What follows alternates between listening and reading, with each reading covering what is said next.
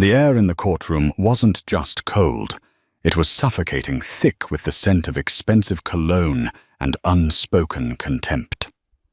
On one side sat Alistair Finch, a titan of industry, whose net worth eclipsed the GDP of a small nation. His Brioni suit was a silent testament to his power, his boredom a weapon. Across from him, his wife of 22 years, Evelyn Hayes, looked like a ghost at a feast. He glanced at her, a woman he hadn't truly seen in a decade, and performed the most dismissive theatrical eye roll imaginable.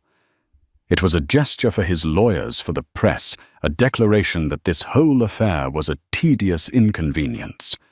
But he was about to learn a very hard lesson. Sometimes the quietest people hold the loudest truths, and the ghosts you ignore have a way of coming back to claim everything you hold dear.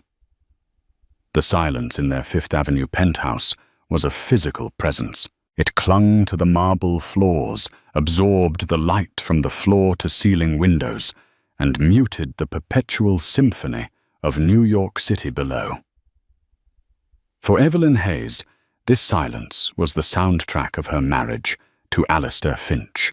It had crept in slowly over 22 years, a gradual replacement for laughter conversation, and finally, even the performative arguments. Now it was an entity in itself, a house guest that had long overstayed its welcome. Alistair lived a life of loud declarations. His company, Finch Capital, didn't just acquire businesses, it consumed them, stripping them for parts and profit, with a ferocity that made Wall Street both admire and fear him. His voice boomed in boardrooms, his laughter echoed at charity galas, where he signed seven-figure checks with a flourish, and his name was a constant murmur in the financial pages of the Wall Street Journal and Financial Times. Yet at home, he was a spectre of his public self. He moved through the sprawling apartment like a man in a hotel lobby, his presence noted but not truly felt. Evelyn, on the other hand, had become a master of the quiet arts.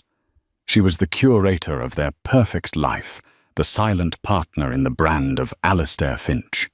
She orchestrated dinners for visiting dignitaries, selected the art that adorned their walls, which Alistair would later claim as his own astute discovery, and managed the complex ecosystem of their homes in the Hamptons, London, and St. Bart's.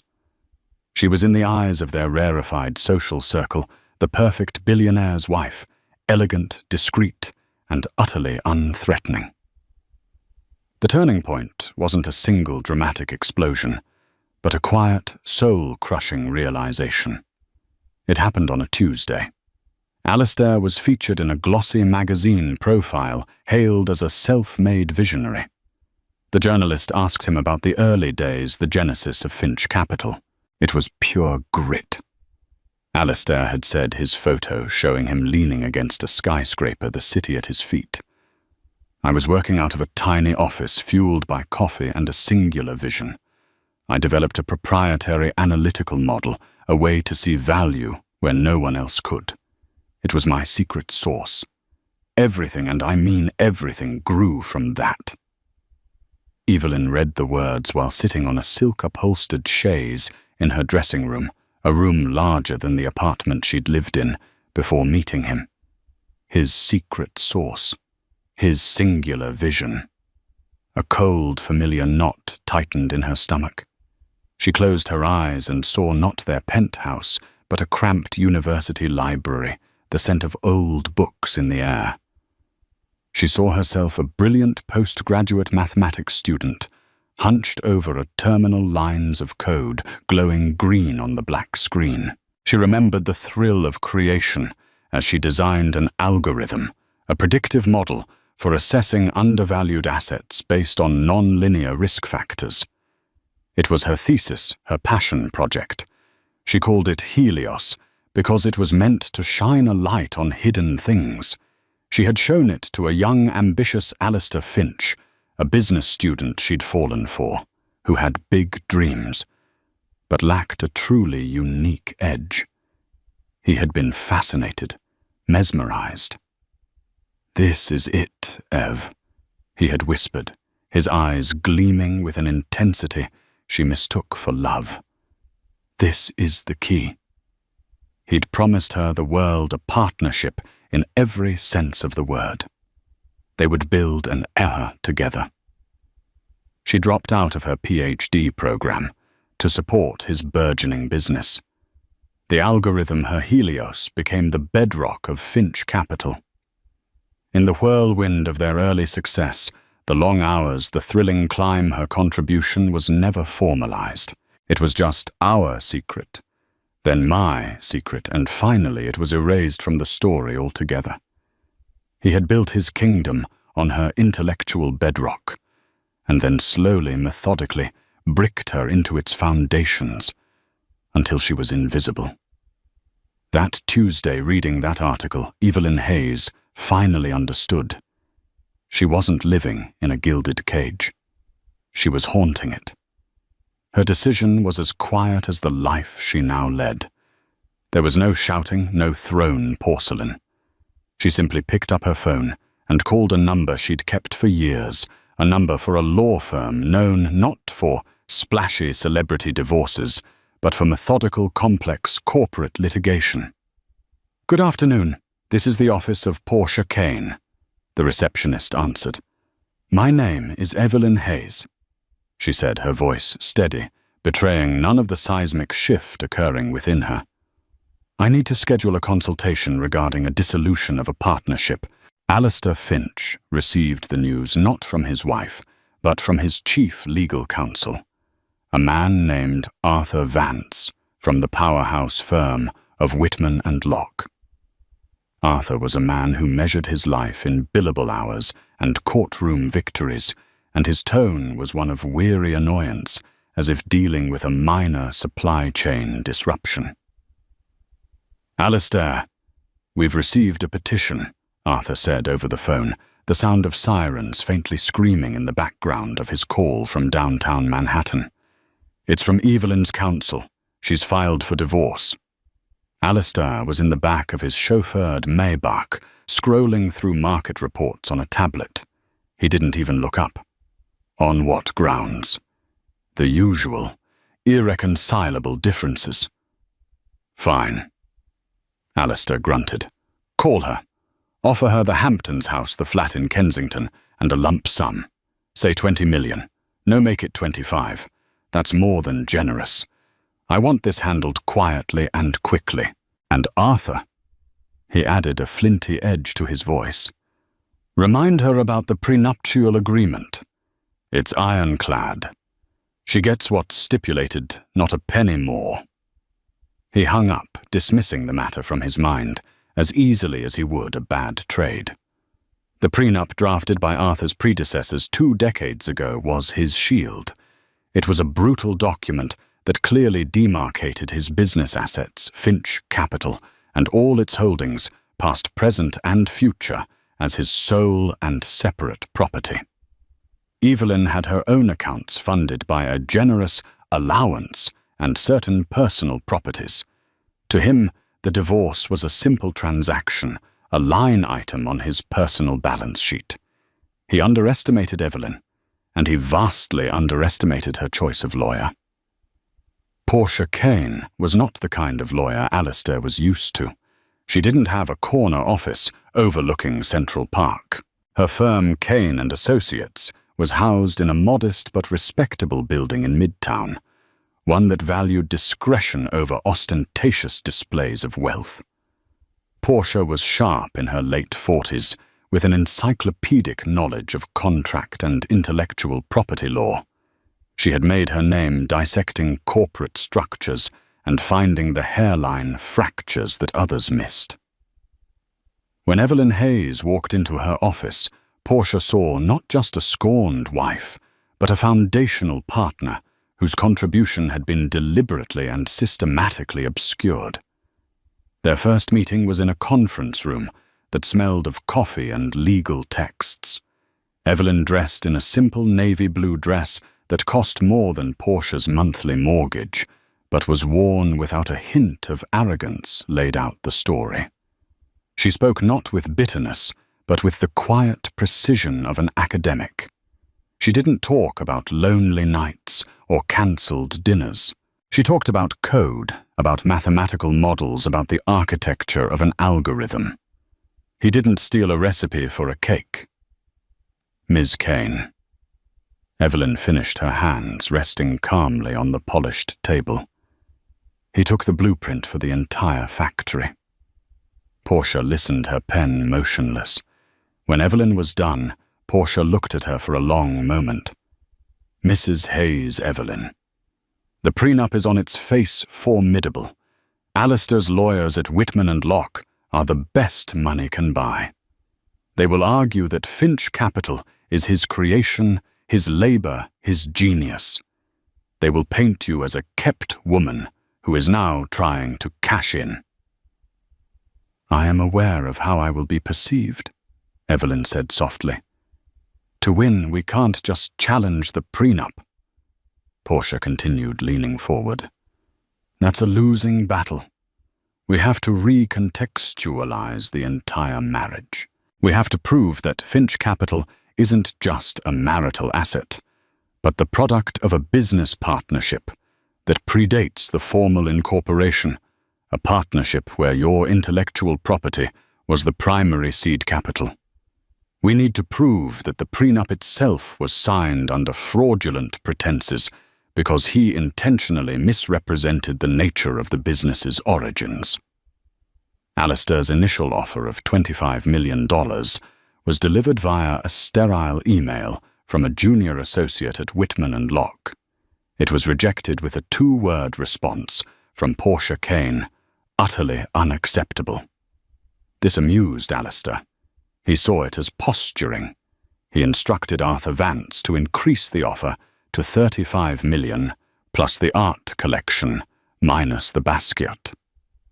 Final offer, he'd snapped. The counter-proposal from Kane and Associates was not a number. It was a request for discovery that landed like a bomb on Arthur Vance's desk. It was dozens of pages long. It demanded access to Finch Capital's original source code, all server logs from its inception.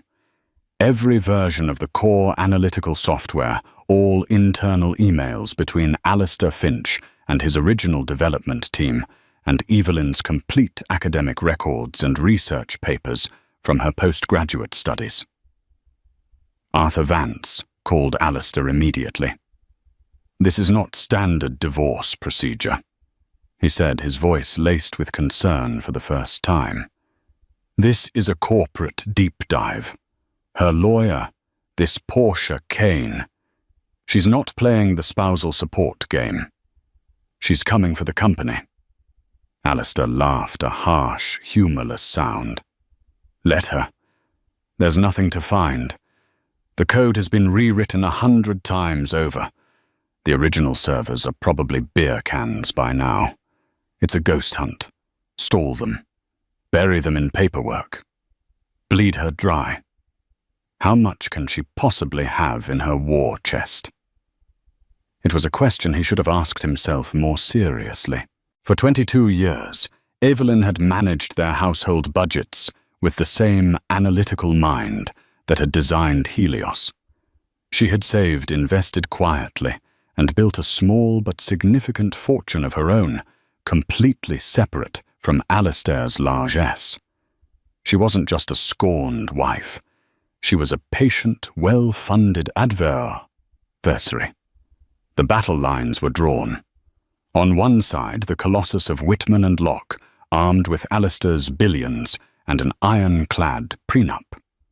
On the other, the boutique firm of Kane and Associates, armed with a quiet client, a shoebox full of old university notes, and a single explosive truth.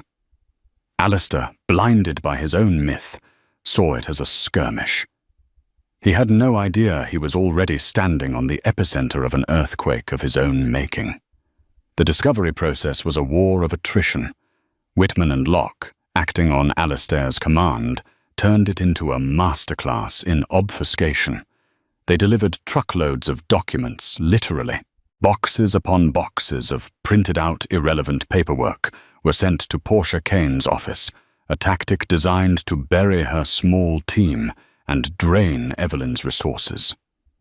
They claimed original server logs were lost due to routine hardware upgrades.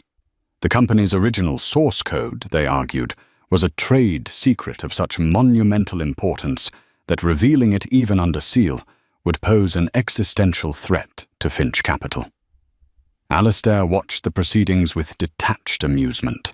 He had hired a new younger interior designer named Katerina to refresh the penthouse, a clear and public signal that Evelyn's era was over.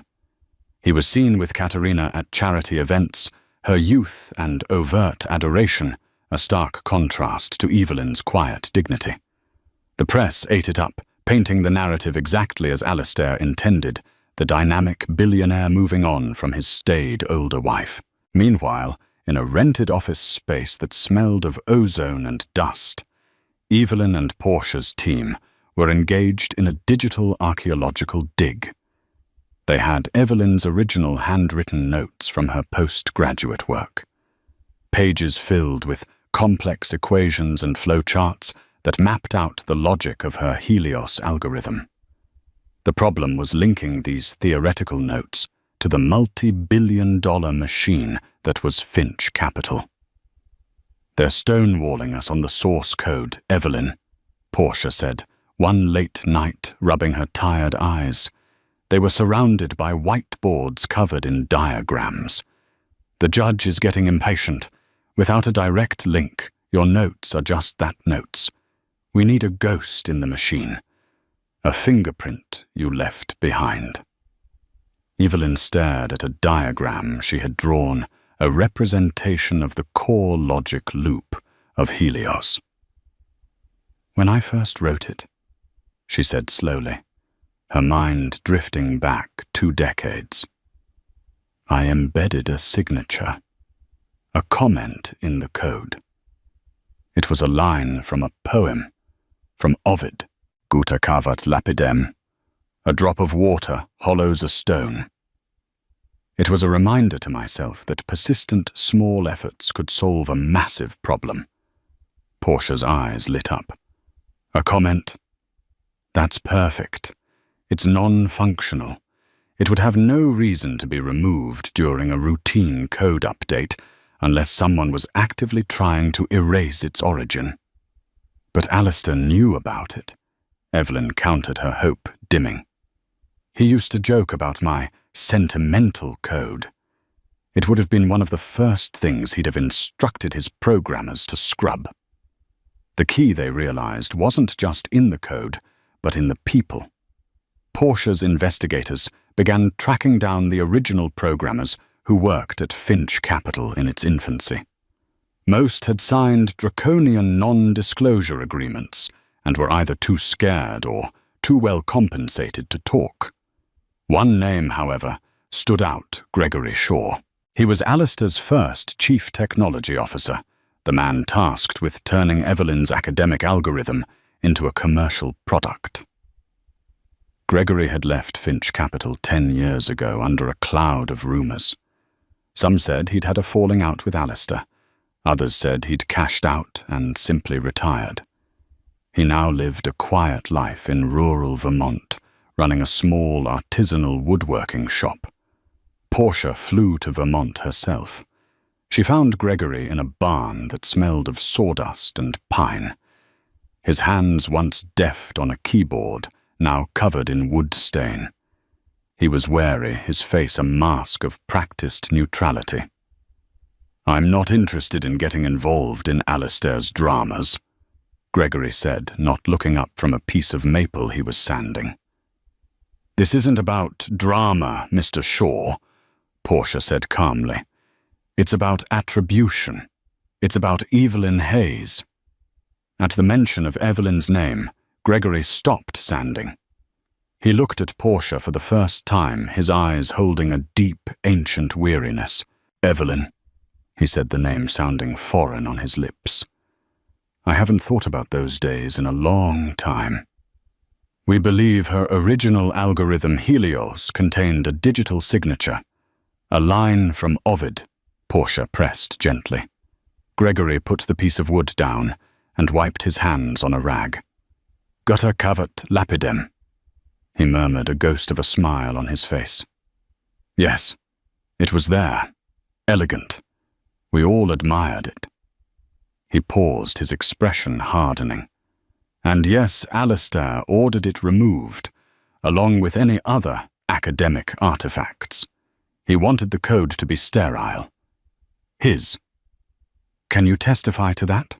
Portia asked, her heart pounding. Gregory shook his head.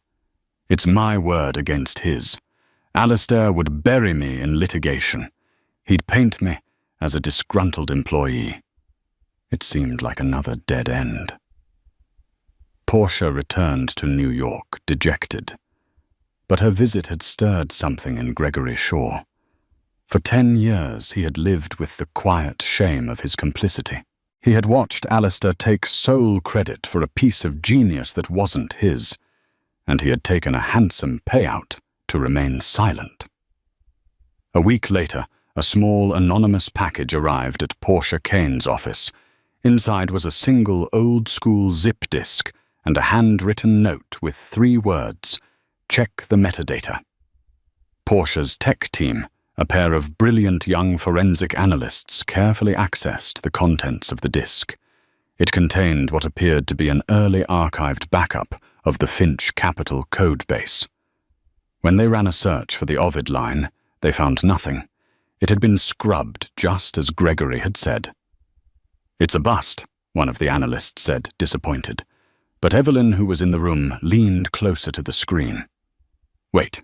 Don't search the content. Search the file properties, the comments." The analyst clicked through the file system, opening up the metadata for the primary executable file. And there, in the comments field of the file properties, a field no one ever bothered to look at, was a single entry. It wasn't the poem. It was a developer's note, time-stamped from the company's first year of operation. The note read, "Per AF directive scrubbed Ovid SIG from Helios module, recompiling core, final pre-launch build. GS, AF, Alistair Finch, GS, Gregory Shaw, Helios." It was everything. It wasn't the poem itself, but something far better, a digital receipt for the act of erasure. A direct time-stamped order from Alistair, documented by his own CTO, to remove the very signature Evelyn had described. It was the ghost in the machine, and it had just handed them the keys to the kingdom. Portia Kane looked at Evelyn, a slow, triumphant smile spreading across her face. "The stone," she said, "is starting to hollow." The Honorable Judge Marion Shaw, a woman with a reputation for sharp intellect and zero tolerance for courtroom theatrics, presided over the case. The courtroom was packed. The financial press, initially treating the divorce as celebrity gossip, was now present in force, sensing a story with far deeper implications for the business world. Alistair Finch arrived each day, looking impeccable and unbothered. He would nod curtly to his team of 4 lawyers from Whitman and Locke, take his seat, and proceed to check his Patek Philippe watch as if he had a more important meeting to attend. He radiated an aura of supreme confidence, the master of the universe, tolerating a brief, irritating visit to a lesser planet. Evelyn, by contrast, was a study in stillness. She sat beside Portia Kane, her posture perfect, her expression neutral. She didn't fidget. She didn't react to the whispers from the gallery. She simply watched, her gaze fixed on the proceedings with an unnerving intensity. The first days of the trial went as Alistair expected. His lawyers painted a compelling picture of his genius. They called witness after witness, board members, executives, industry analysts, who all testified to Alistair's singular vision and relentless drive. They presented Finch Capital's growth charts, its staggering profits, its market dominance. The narrative was clear. This was the house that Alistair built. Arthur Vance, in his opening statement, had characterized Evelyn's claim as a desperate revisionist history from a woman who enjoyed a life of unimaginable luxury and now seeks to claim credit for a world she never understood. When Alistair took the stand, he was charming, powerful, and dismissive. Under direct examination from his own lawyer, he recounted the founding of his company with practiced ease.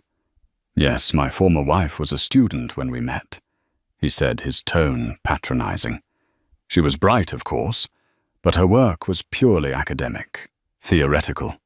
It had no practical application. The engine of Finch Capital, the proprietary model we use, was something my team and I developed over years of hard work, trial and error in the real world." Then it was Portia Kane's turn to cross-examine. She approached the witness stand not with aggression, but with a calm, almost surgical demeanor. "Mr. Finch," she began, "you've stated that your wife's work was purely theoretical. Can you describe for the court the fundamental principles of your company's analytical model?" Alistair smirked. "I'm not going to divulge trade secrets in open court, Ms. Kane. I'm not asking for the code, Mr. Finch. I'm asking for the theory. Is it not based on assessing undervalued assets by analyzing non-linear risk factors?" Alistair hesitated for a fraction of a second. "That is a component, yes. A component you first learned about from Evelyn Hayes's postgraduate thesis, correct?" "I may have read her papers, yes. I was supportive of her studies. Supportive enough to use her core concepts as the foundation for your entire company. That's an absurd accusation." Alistair scoffed, leaning back in his chair. "Many people were exploring similar ideas at the time." Portia walked back to her table and picked up a bound document.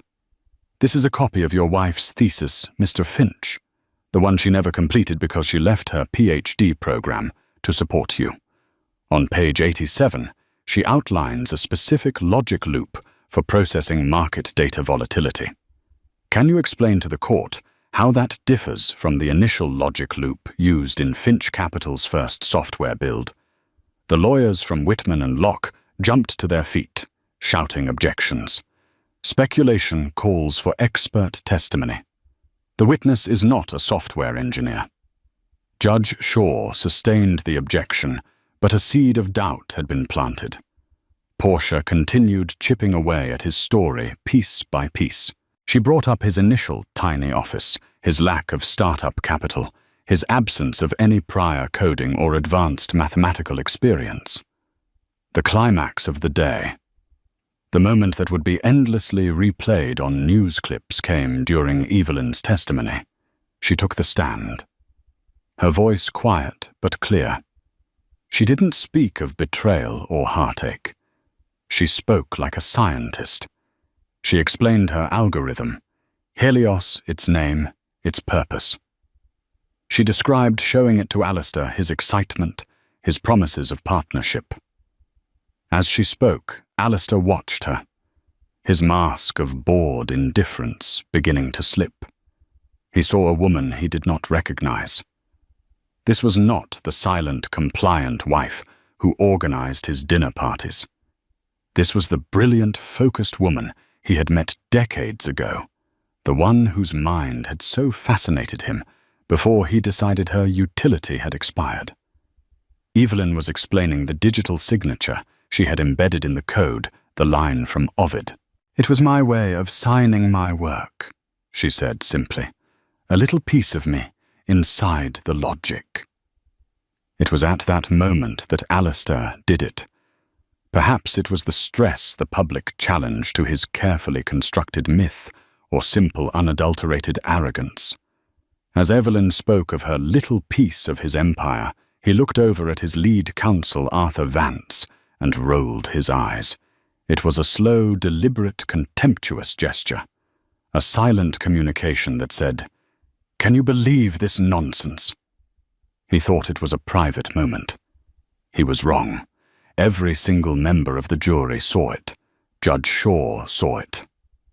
Her lips tightening into a thin, hard line, The journalists in the press gallery saw it, and their fingers flew across their keyboards. It was a moment of pure, unadulterated hubris. In that single fleeting gesture, he had confirmed everything Portia Kane had been arguing, that he saw his wife not as a partner, but as an irrelevant nuisance. He had dismissed her on the stand in open court, just as he had dismissed her in life. Portia Kane paused, letting the weight of the moment settle over the room. She looked at the jury, then at the judge. She knew that single eye roll might be more powerful than any piece of evidence she had. She let the silence hang for a moment longer before turning back to Evelyn. "Mrs. Hayes," she said, her voice now filled with a quiet fire, "let's talk about what happened to your signature. Let's talk about what Mr. Finch ordered his team to erase." She walked to her table, and with a theatricality that she had until this point avoided, she picked up a single plastic zip disk. "Your Honor, we would like to present Exhibit D, an archived backup from Finch Capital's initial server, and with it, the testimony of its creator, Mr. Gregory Shaw, who has agreed to testify tomorrow." Alistair Finch's face went pale. He stared at the disk, then at the placid, unreadable face of his wife. For the first time since the proceedings began, the titan of industry looked not just bothered, but scared. The empire wasn't just being challenged. Its very foundations were about to be exposed. The tension in the courtroom the next morning was a palpable force. Alistair Finch's usual air of nonchalance was gone, replaced by a rigid, coiled anger. He sat stiffly, his jaw clenched, barely speaking to the anxious huddle of his lawyers. The press gallery was overflowing, buzzing with anticipation. The story had exploded overnight. "The Billionaire's eye roll" was the headline on every news blog. Gregory Shaw took the stand. He was no longer the rustic woodworker from Vermont. He was dressed in a simple, dark suit, his face serious, his demeanor grave. He looked like a man carrying the weight of a long-held secret.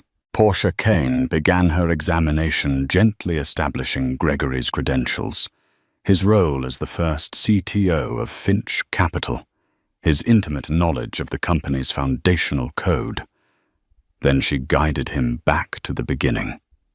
"Mr. Shaw," she said, her voice echoing in the silent room, "can you describe the software you were hired to commercialize? It was based on an algorithm I was told was named Helios." Gregory stated, his voice clear and steady. "It was brilliant, elegant, predictive, unlike anything I'd seen. It was the reason the company had a future." "And who did you understand the author of this Helios algorithm to be?" Whitman and Locke's lead counsel shot to his feet. "Objection, hearsay. Overruled," Judge Shaw said instantly. "The witness is testifying to his understanding in his capacity as CTO at the time. He may answer." Gregory looked directly at the jury. "Alistair told me it was a model developed by his then-girlfriend, Evelyn Hayes, a mathematics postgrad at Columbia." A wave of murmurs swept through the courtroom. Alistair stared daggers at Gregory, a look of pure venom in his eyes. Gregory didn't flinch. "Now, Mr. Shaw," Portia continued, her pacing deliberate. "Let's talk about the code itself. Did you notice any unusual features within it?" "Yes," Gregory replied. "There was a commented-out line of code in the main module. It wasn't functional, just a piece of text. It read, 'Gutta cavat lapidem.' And did there come a time when you were given instructions regarding this line of text?" "Yes. In the final weeks before the official company launch, Mr. Finch gave me a direct verbal order." Gregory paused, taking a deep breath. "He told me to scrub all the academic crap out of the code. He specifically mentioned the Ovid line. He said, 'I want this to be clean. I want it to be mine. No confusion about its origin.' Those were his exact words." And what did you do? I followed his order. I removed the line. Portia walked to the clerk and retrieved the zip disk, now marked as Exhibit D. Your Honor, I present a zip disk provided to my office by a confidential source. Mr. Shaw. Can you identify it? Gregory looked at the disk. That appears to be one of the backup disks I made during that period. I was meticulous about archiving a habit Alistair found annoying. Portia projected the contents of the disk onto the large screens in the courtroom. She navigated to the file system, showing the scrubbed code absent the Ovid line. Alistair's lawyers began to look relieved. This proved nothing. Mr. Shaw, Portia said, her voice ringing with authority. Did you make any other record of Mr. Finch's order? An order like that to deliberately remove what I considered to be an author's signature. It felt wrong, Gregory said, his gaze unwavering. So I documented it. Not in an email. Alistair was paranoid about paper trails even then. I made a note in a place I was certain no one would ever look. Portia's cursor moved on the screen.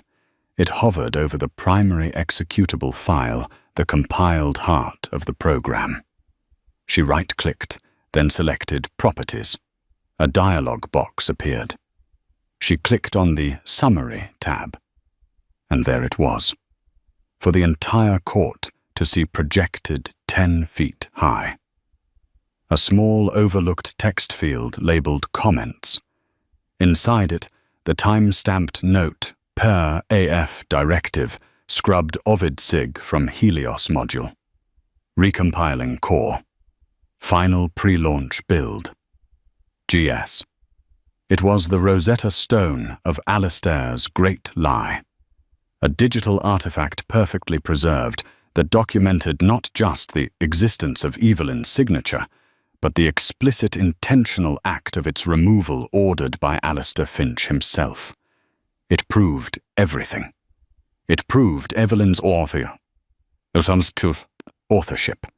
It proved Alistair's knowledge of that authorship, and it proved his intent to conceal it, to claim her genius as his own. A collective gasp went through the gallery. Arthur Vance, Alistair's lead lawyer, sank into his chair, his face ashen. He looked at his client, who was frozen, his face a mask of disbelief and fury.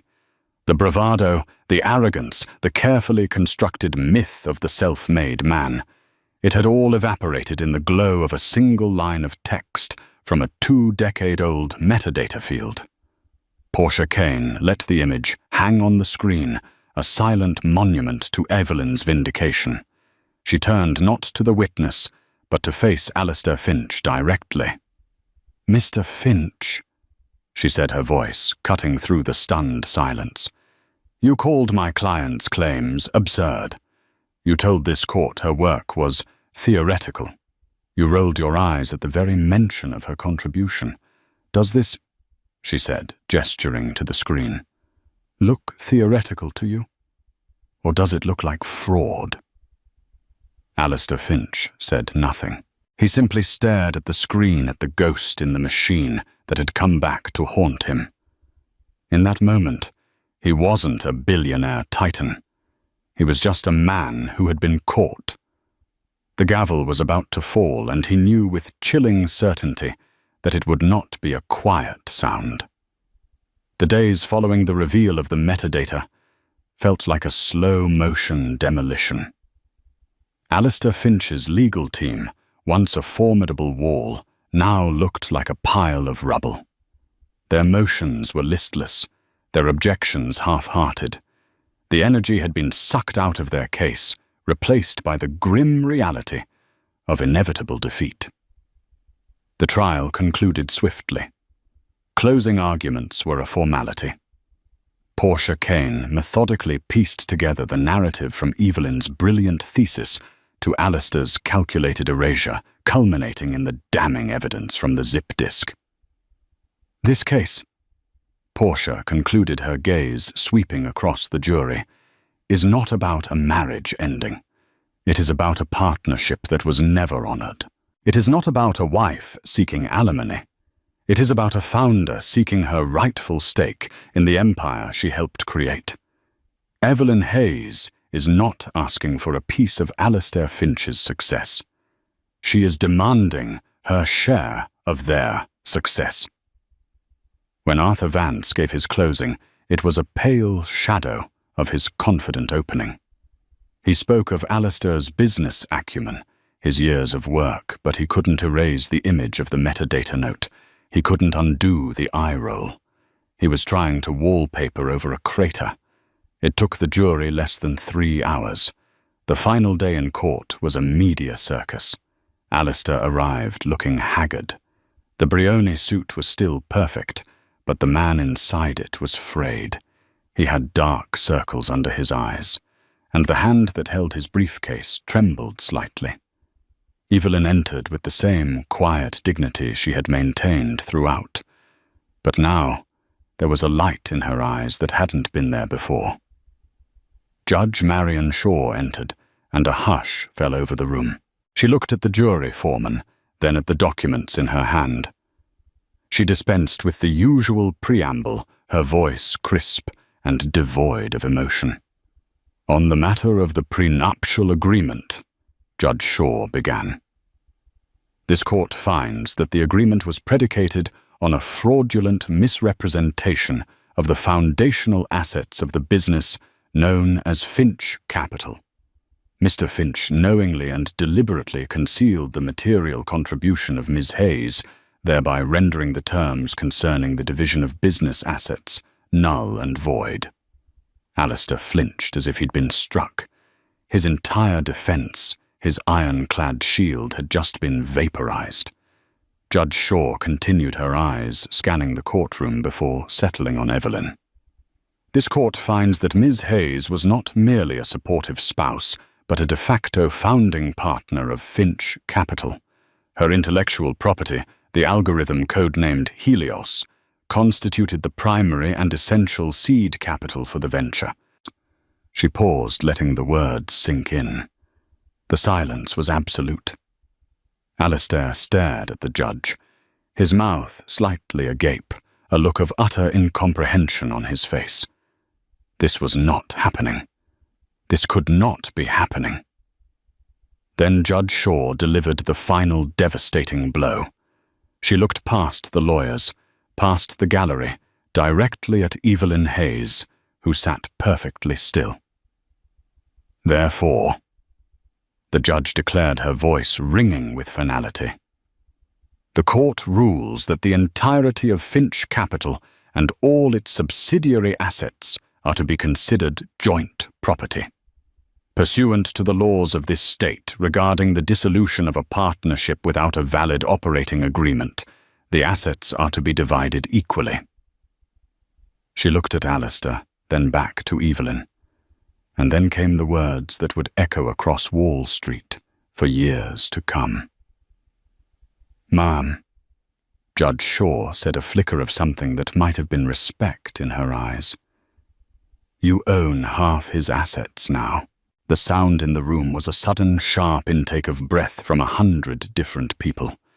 Alistair Finch simply stared, his face turning a blotchy red.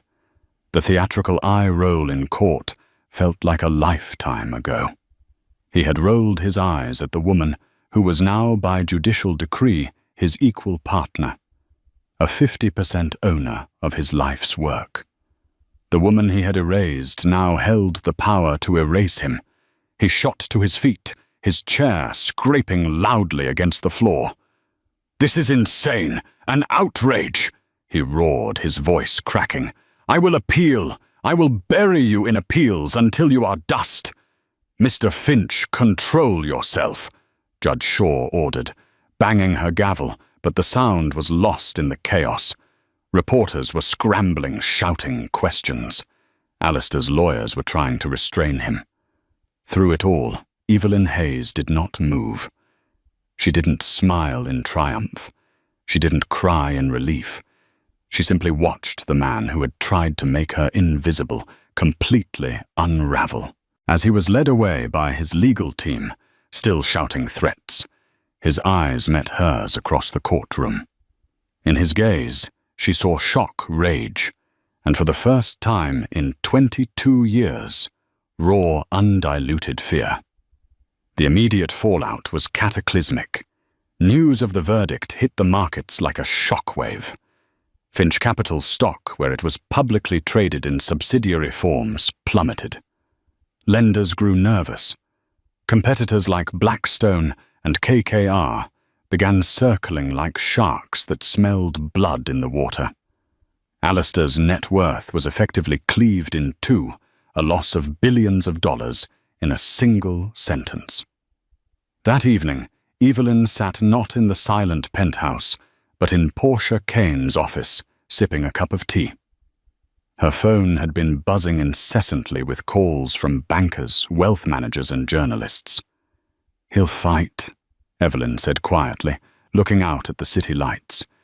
"He won't let this go." "Let him try," Portia replied, raising her own cup in a toast. "He thinks this is the end of the war. He doesn't realize you've only just begun to fight. You're not just a wealthy woman now, Evelyn. You are a market force. You are Finch Capital. The question is, what are you going to do with it?" It was a question Evelyn had been asking herself for months, and for the first time, she had an answer. This was never just about the money. It was about reclaiming her story. And now she had the power to write the next chapter herself. Alistair Finch, cornered and humiliated, did not retreat to lick his wounds. He instead chose to set the world on fire. His first act as a deposed king was to go on the offensive, launching a scorched earth campaign designed not just to challenge the verdict, but to utterly destroy Evelyn's credibility. He appeared on a prime-time segment with a belligerent financial news anchor, his face a mask of practiced victimhood. "This is a travesty of justice," Alistair declared, leaning into the camera, a complete stranger. A judge with no business acumen has handed half of a complex financial institution to a woman who, with all due respect, has spent the last 2 decades picking out floral arrangements. She doesn't understand the market. She understands Sotheby's catalogs. The company is in mortal danger. He painted her as emotionally unstable, vindictive, a woman scorned and dangerously incompetent. Simultaneously, his legal team, now on a retainer that bled millions from his accounts each week, filed an emergency injunction to freeze all major executive actions at Finch Capital. Their motion argued that Evelyn's inexperienced meddling posed an imminent threat to shareholder value. It was a transparent attempt to paralyze the company, to make it impossible for Evelyn to govern, hoping the ensuing chaos would force a more favorable settlement. He then began personally calling his most loyal division heads, offering them lavish bonuses and equity in a new venture he planned to start, trying to orchestrate a mass exodus that would leave Finch Capital a hollowed-out shell. This was the Alistair Evelyn knew when his authority was challenged. He sought not to win, but to annihilate. But he was fighting a memory. The real Evelyn Hayes was already several moves ahead. The court dismissed his injunction within 48 hours, with the judge sharply admonishing Alistair's counsel for filing a frivolous and vindictive motion. It was his first post-verdict defeat, a small but significant sign that the legal system's patience with him was wearing thin. While he was playing to the cameras, Evelyn was quietly playing chess. She completely ignored his media tour, denying him the public dogfight he craved. Instead, she focused on stabilizing the ship. Her first, most critical move was securing new leadership. She flew to Chicago to have dinner with Anneliese Richter, a legendary figure at Morgan Stanley, known for her icy nerves and brilliant strategic mind. Over a quiet meal, Evelyn didn't rehash the divorce. She spoke of the future, Alistair built a company that feeds on weakness. Evelyn explained her passion for the subject evident. It buys, strips, and sells. It creates profit, but not value. The core engine Helios was designed to find hidden potential, not to identify targets for demolition. I want to take the company back to that principle, to invest, to build, to innovate, to be a partner to the companies we acquire, not a predator. Annalise, who had seen countless corporate titans, was intrigued. She saw in Evelyn not a scorned wife, but a founder with a clear, compelling, and most importantly, potentially more profitable, long-term vision. The offer was a massive gamble, but it was also the chance to reshape a major Wall Street player from the ground up. By the end of the week, Annalise Richter's shocking resignation from Morgan Stanley and her appointment as the new CEO of Finch Capital was the talk of the financial world. It was a massive vote of confidence in Evelyn. While Annalise calmed the markets, Evelyn and Gregory Shaw worked on the soul of the company. They greenlit the creation of Helios Labs, a well-funded R&D division tasked with building the next generation of the algorithm. Evelyn herself was a constant presence there, not as an executive, but as a collaborator, her old mathematical brilliance sparking back to life as she worked with the young, eager coders they'd hired. The true battle came to a head 3 months later. Alistair, furious at his inability to destabilize the company from the outside, initiated a hostile proxy fight to seize control of the board of directors. He put forth his own slate of candidates, hand-picked loyalists who would rubber-stamp his agenda. It was an all-or-nothing bid to oust Evelyn and Annalise and reclaim his throne. This was the war he understood. But Evelyn was now fighting on his turf. Guided by Annalise, she embarked on a grueling roadshow meeting with the notoriously pragmatic managers of the massive pension funds endowments and institutional investors who held the largest blocks of Finch Capital stock. In sterile boardrooms from Boston to San Francisco, Alistair's team presented a narrative of chaos and incompetence. Evelyn and Annalise presented charts. They showed the company's stabilized stock price, the renewed lines of credit, the blueprint for Helios 2.0, and sober, compelling projections for sustainable growth. They sold competence, not drama. The tipping point came from an unexpected quarter. Their son Nathan, who had watched the entire ordeal with growing dismay, issued a public statement. He spoke of his mother's quiet brilliance, which he had witnessed his entire life, and announced he would be taking a junior analyst position at Helios Labs. "I believe in the vision my mother has for this company," he wrote. A vision of building, not breaking. It was a devastating personal and public blow to Alistair's narrative. The shareholder meeting was held in a tense hotel ballroom. Alistair sat with his team looking confident, but the slight tick in his jaw betrayed his anxiety.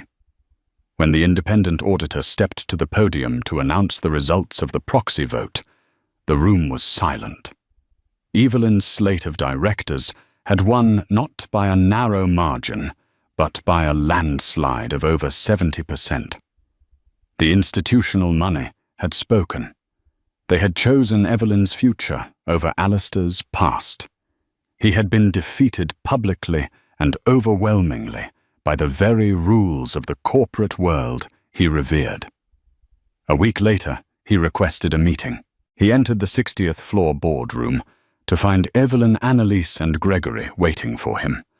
The fight was gone from his eyes, replaced by a deep, hollowed-out weariness. He even tried a different tactic, a ghost of the charm he used to wield so effectively. "Ev," he began, his voice soft. "Look at this view. Think of what we built. Together.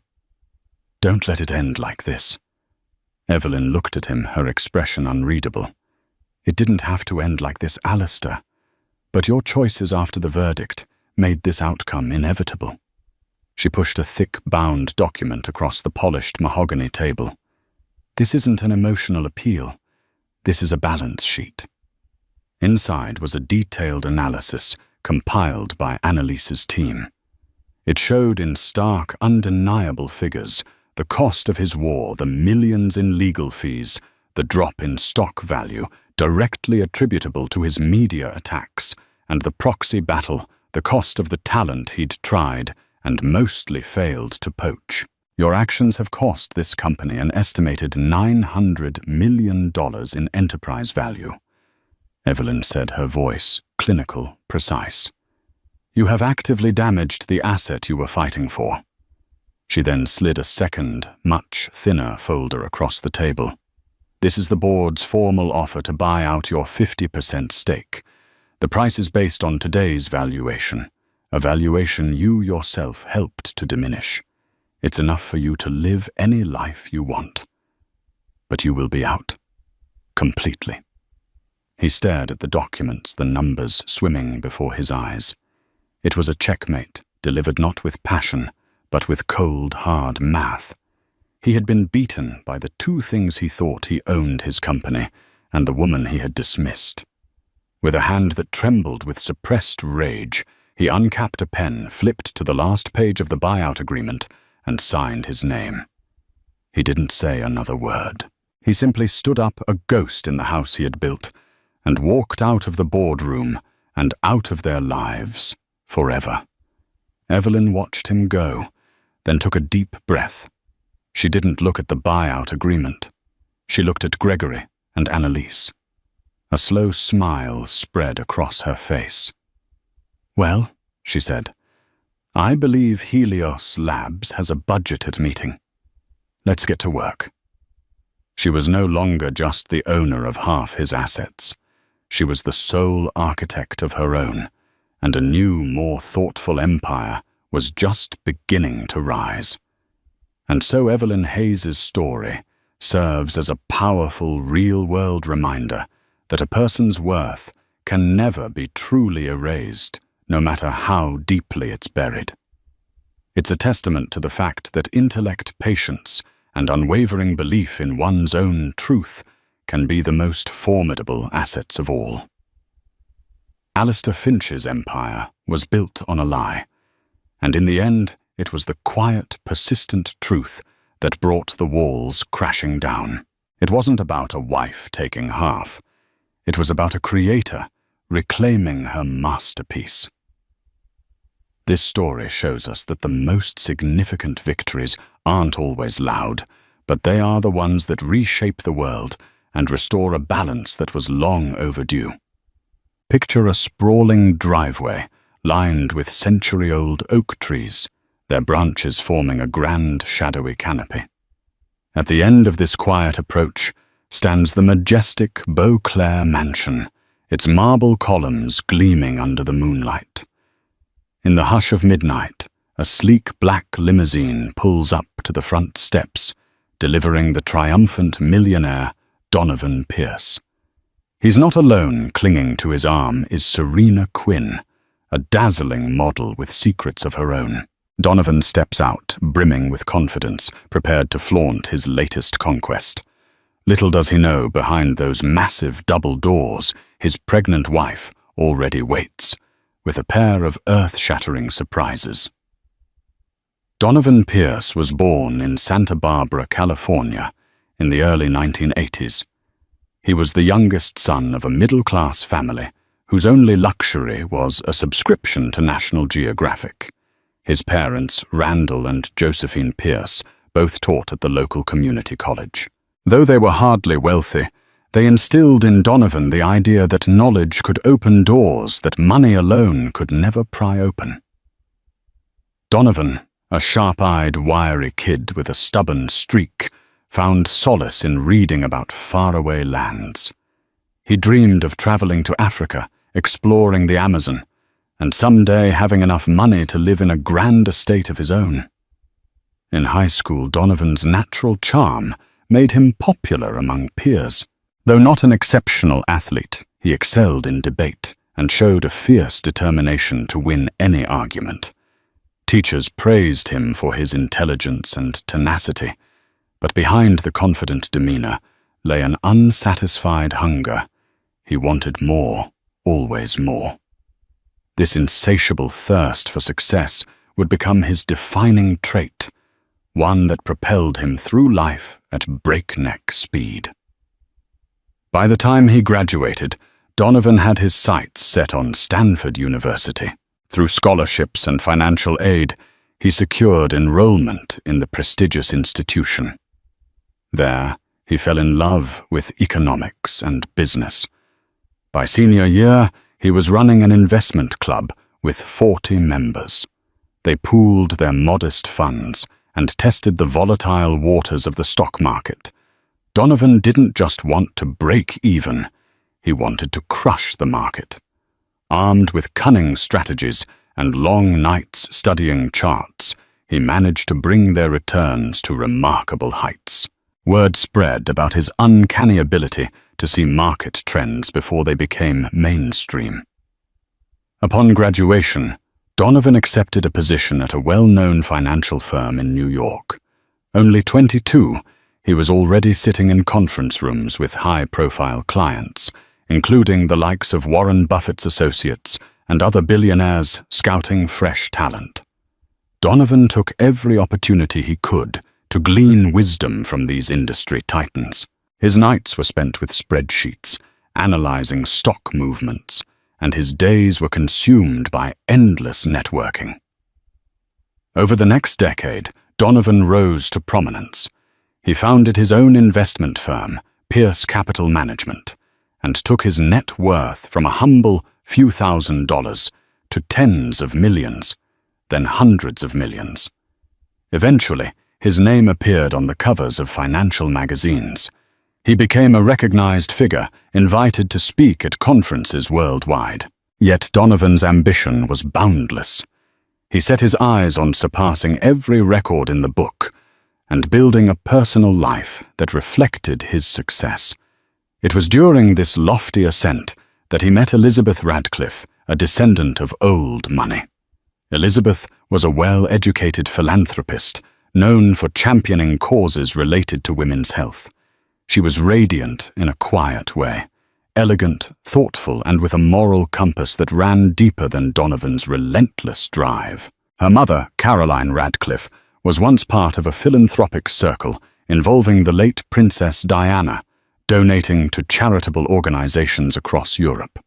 The Radcliffe heritage included a storied estate in the Hamptons and connections to aristocrats in England.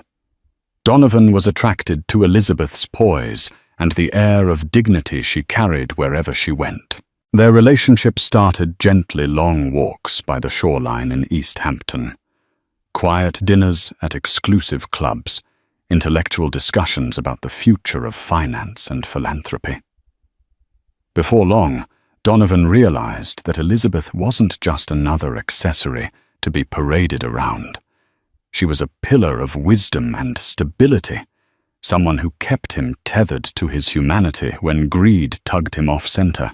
The world watched in fascination when Donovan and Elizabeth wed in a grand ceremony at the Radcliffe family's estate. Media outlets splashed their pictures across the front pages, calling it the merger of new money and old-world grace. In an unexpected twist of sincerity, Donovan's vows to Elizabeth were heartfelt. He promised to love, protect, and treasure her, never letting wealth overshadow his devotion to her and any future family they might have. But the shadows of desire and ambition sometimes morph into darker forms.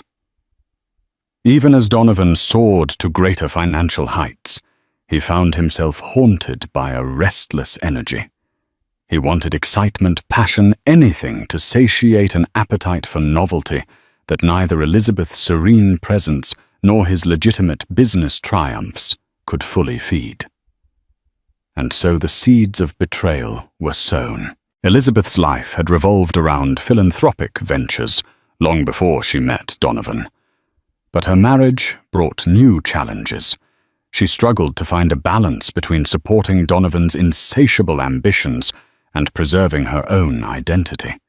With each passing year, Donovan's name grew in the financial sector, which meant more publicity, more parties, more demands. Elizabeth attended numerous galas as the gracious hostess. She wore dazzling gowns, smiled for photos, and patiently listened to endless conversations about stocks and corporate expansions. In private, Elizabeth was not as meek as the media painted her to be. She had her convictions.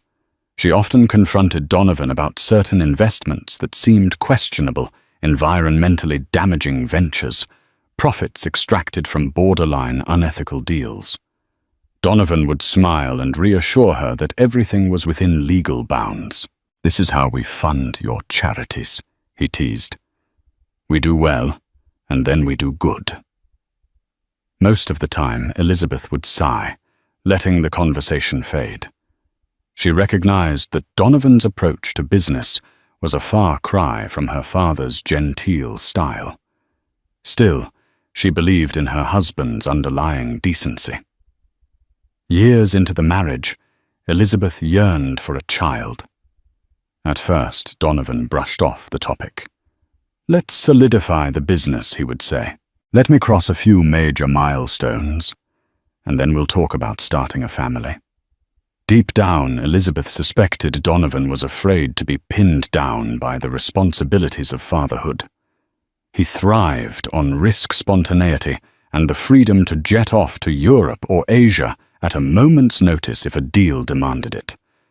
However, the unstoppable march of time and a near-death experience, Elizabeth's father had a sudden stroke, galvanized them. Realizing how fragile life could be, Donovan agreed they should try for a child. In the following months, Elizabeth discovered she was pregnant, and the new reality thrilled her. She glowed with expectancy, her philanthropic work pivoting to focus on maternal health and child welfare. Donovan seemed happy about the news at first, but his reaction lacked the effusive zeal Elizabeth had hoped for. She told herself it was simply Donovan's nature to remain collected, even about momentous life changes. During the pregnancy, Elizabeth took refuge in the quiet comforts of Beauclair Mansion, an estate the couple had purchased in the countryside of upstate New York. Surrounded by lush forests and rolling hills, it provided the perfect retreat from the swirling chaos of Manhattan life. There, away from public scrutiny, Elizabeth could focus on preparing for motherhood. Donovan often visited on weekends, always claiming he was too busy with urgent business deals during the week. As months rolled on, Elizabeth began to suspect that Donovan's late nights and business trips might not all be about closing deals. Even so, Elizabeth tried to cast aside her doubts. She had twins on the way, 2 lives growing within her 2 blessings that she believed would knit her and Donovan closer together. She wrote in her diary each day, documenting every emotional shift, every flutter in her belly, and every dream she had of a future filled with children's laughter, echoing through the mansion's halls. In these private moments, Elizabeth recounted her grandmother's stories of how love in a marriage was tested in unthinkable ways, but devotion and faith often carried couples through the darkest storms. She had no idea that her test would come so soon, or in such a heart-wrenching manner. Serena Quinn was the kind of woman people instinctively watched as soon as she walked into a room. With almond-shaped hazel eyes and wavy auburn hair cascading to her waist, she emanated a fiery energy that demanded attention. She had been raised in a modest household in San Diego, her father a retired Marine, her mother a struggling painter. Despite their limited means, Serena's parents poured their hearts into supporting her talents, whether it was ballet painting or modeling. By 18, Serena signed with an upscale modeling agency and discovered a taste for the finer things in life. The swirling lights of fashion, Show's designer gowns and the glittering stares of cameras dazzled her. She lived for backstage parties and exclusive VIP events where she rubbed shoulders with celebrities and moguls. Over time, she learned how to charm men of power. That charm wasn't always innocent. For Serena, it became a method of survival and advancement in a cutthroat world. If she played her cards right, she could secure financial stability that might otherwise elude her. Her path crossed with Donovan Pierce on a private yacht off the coast of Monaco. Donovan was there for a high-profile tech conference, and Serena had been hired to model for a European luxury brand. The second Donovan saw her laughing on the deck, wearing an opulent emerald gown that clung to her figure, he felt an old, forbidden spark ignite. He introduced himself with characteristic smoothness, Donovan Pierce, of Pierce Capital Management. Might I ask whose stunning presence I'm fortunate enough to share this deck with? Serena knew the name anyone in high society did. She smiled coyly. Serena Quinn. A pleasure to meet you, Mr. Pierce. Over champagne flutes, they exchanged banter about the future of cryptocurrencies and the enthralling but superficial nature of fashion. She was witty. He was enthralled. One conversation led to another, and soon the shimmering lights of Monaco's coastline faded into the hush of the night. Donovan found himself lost in Serena's raw magnetism, a stark contrast to Elizabeth's graceful composure. Despite knowing full well that he was married, his ring was conspicuous, and the media had documented his marriage extensively. Serena fueled Donovan's flirtation. To her, men like Donovan offered not just adventure, but entry into circles with deeper pockets. The moral transgression didn't worry her. She had grown accustomed to seeing powerful men cheat on their wives, and in her line of work, infidelity was treated as a negotiable taboo. Before the yacht docked, Donovan and Serena shared a clandestine kiss on the upper deck, hidden from prying eyes by the summer darkness. Donovan told himself it was just a fleeting moment of indiscretion. He was a man on top of the world. Why shouldn't he savor every flavor of pleasure life offered? But fleeting infatuations can quickly grow into an all-consuming secret. When Donovan returned to New York, he found excuses to see Serena again, ostensibly for business, though they both knew it was anything but. She became his shadow at exclusive clubs, late-night penthouse soirees and business trips where he needed a companion to keep him entertained. He showered her with designer handbags, diamond jewelry, and even helped her land more lucrative modeling gigs. Serena, for her part, clung to Donovan's generosity, offering him the rush of a hidden romance he couldn't get from his stable married life. Weeks turned into months, and their affair deepened. Serena reveled in the luxurious life Donovan provided: 5-star hotels, exotic vacations, lavish gifts. Meanwhile, Donovan craved her presence like a drug, ignoring any semblance of guilt. He told himself Elizabeth was preoccupied with her charities. Her pregnancy, there was no harm in letting off some steam. In a moment of recklessness, Donovan invited Serena to spend a weekend at Beauclair Mansion. It was an impulsive plan, born from a chaotic swirl of desire and pride. After all, Elizabeth was supposed to be spending those days in Manhattan for a friend's baby shower, or so Donovan believed. Little did he realize Elizabeth had cut her city trip short, too exhausted to endure the social rigmarole, and determined to relax in her own home. Destiny was about to orchestrate a collision of secrets, lies, and revelations that would upend everyone's lives. Under the silver glow of a crescent moon, Donovan's limousine glided up to Beauclair Mansion's gates. The estate's sweeping landscape looked hauntingly beautiful. Tall cypress trees swayed, and the ornate fountain at the entrance sparkled with watery moonbeams. Serena leaned against Donovan in the back seat, her manicured nails lightly tracing patterns on his arm. She giggled. "I can't believe you own all of this. It's like a castle from a fairy tale." "Wait until you see the inside," Donovan bragged. "Your jaw will drop." He had always wanted to show off Beauclair to Serena. It was one of his ultimate trophies, a testament to how far he'd climbed from his humble upbringing.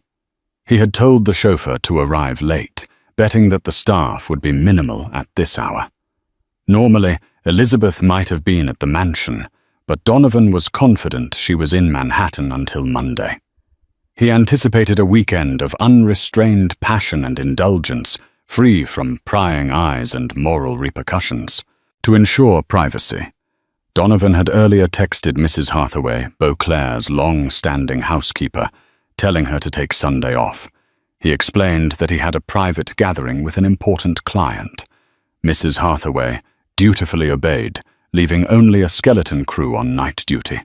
Donovan had also given strict instructions to keep the gates closed and to remain out of sight unless summoned. Everything was orchestrated like a stage play, with Donovan as the star performer. However, Donovan's carefully crafted plan crumbled the moment the limousine approached the circular driveway. The grand double doors of the mansion swung open, and out stepped Elizabeth. Clearly pregnant, her usually gentle face etched with outrage. Her hand rested protectively on her belly, the fabric of her pale blue maternity dress fluttering in the night breeze. The overhead carriage lights illuminated her figure, making her look both ethereal and formidable. Donovan felt his breath catch in his throat. Confusion and dread erupted within him. For a moment, Serena was just as stupefied, her eyes darting between Donovan and the furious woman on the threshold. "Who is that?" she whispered sharply, though deep down she suspected the answer. No one spoke as the driver opened the door. Donovan stepped out first, feeling as though he were walking into a vortex of shame and disbelief. Elizabeth's voice finally cut through the silence. "So it's true," she hissed. "All the late nights, the secret phone calls, I tried to tell myself I was just being paranoid." Donovan opened his mouth but couldn't form words. Elizabeth's expression twisted a lethal mix of heartbreak and anger. Her gaze flicked to Serena, who also emerged from the limousine, her face partially hidden by large designer sunglasses she'd neglected to remove.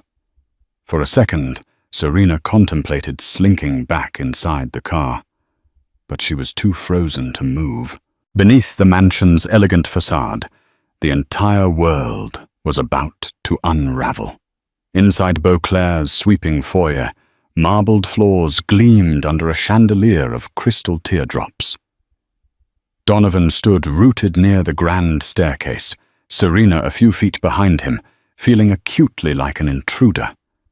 Elizabeth, with tears in her eyes, demanded answers. Her voice echoed off the polished surfaces, driving home the magnitude of this confrontation. "How long has this been going on?" she shouted, eyes locked on Donovan. "How many times have you lied to me?" Serena's gaze darted nervously. She cleared her throat and decided on an apology, but it sounded hollow even to her own ears. "I'm so sorry. I didn't realize," Elizabeth cut her off. "Didn't realize what exactly? That he has a wife? That I'm carrying his children?" Her voice trembled with bitterness, and her hands pressed against her swollen belly. Donovan finally snapped out of his stupor. "Elizabeth!" He began stepping closer. "I didn't mean for any of this." She pulled away, tears shimmering on the brink. "Don't come near me." At that moment, thunder rumbled in the distance. It felt as though nature itself lamented the betrayal unfolding within Beauclair's walls. Donovan's mind churned, searching for a plausible explanation, an apology, a gesture that might quell the fury and heartbreak swirling through the foyer. Yet nothing he could say would excuse what he'd done. Behind him, Serena said softly, "I'll just get my things and go." She aimed for an exit strategy, hoping to salvage any shred of dignity. But Elizabeth wasn't done. "So you leave now, and what then? Another rendezvous in some penthouse next week? Another weekend in a mansion you both think you own?" She shot Donovan a look of pure venom. "You want to embarrass me in front of the entire world, Donovan, because the paparazzi will eat this alive. There's no hiding from it." A hush enveloped them, broken only by the faint pitter-patter of rain starting outside. Serena gripped her handbag, panic in her eyes. Donovan realized in that instant the severity of his situation. A pregnant wife, a mistress, and a public image that could collapse under the weight of scandal. Before anyone could speak again, Elizabeth crumpled to her knees, a sharp cry escaping her lips. Donovan rushed to her side, alarmed. "Elizabeth!" he exclaimed. "What's wrong?" Her face contorted in pain, her arms instinctively encircling her belly. I think something's wrong with the babies." The sight of Elizabeth in apparent distress jolted Donovan's paternal instincts. He forgot about Serena, about the affair, about everything else. He scooped Elizabeth into his arms. "We need to get you to the hospital," he said, voice trembling.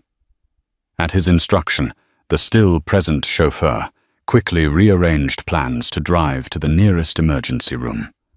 By now, Serena was shaking, unsure if she should stay or slip out unnoticed. Ultimately, she followed them to the limousine perched uncomfortably in the back seat, while Donovan cradled Elizabeth. The ride felt like an eternity each second, thick with tension and fear. Never had Donovan felt so powerless. This was not a financial crisis he could fix with a quick injection of capital or a brilliant stock trade. He was on the brink of losing everything he claimed mattered to him, and possibly even losing the unborn children he had so carelessly taken for granted. They arrived at St. Bernardine's Medical Center in the dead of night, the doors of the emergency ward sliding open under harsh fluorescent lights. Nurses rushed Elizabeth into an examination room, Donovan trailing closely behind. He hovered by her side, watching with dread as monitors beeped and doctors administered IV lines.